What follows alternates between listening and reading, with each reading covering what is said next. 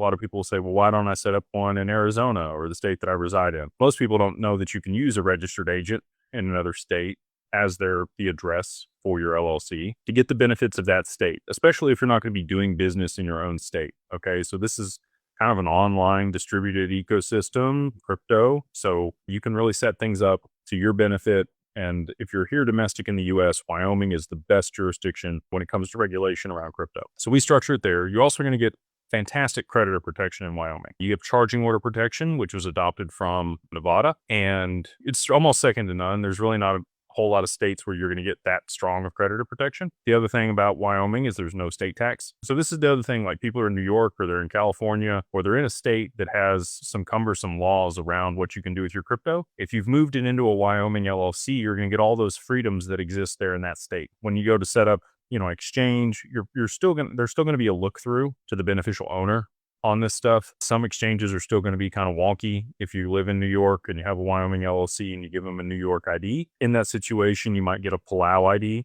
I've seen a lot of people do that in order to be able to kind of get around that. But the registered agent there in Wyoming is going to provide you anonymity for your address. The other thing that you get in Wyoming that you get in Delaware and South Dakota and Nevada is attorney-client privilege. So the attorney's information, their name, and all of that is going to be on the LLC publicly. So nobody's going to know that you own it. Nobody's going to know your address. If they look it up, they're not going to be able to tell that you're even associated at all with this entity that's been filed in Wyoming. And for a while, we thought that you were going to need to file reciprocity with, states like California or New York. You don't have to because you're not doing physical business in those states using that LLC. So you don't have to file the reciprocity and you're not going to owe the state taxes. I can't tell you that for sure. You're going to have to work with your CPA. This is just, again, we work with CPAs and this is the feedback I've gotten from them.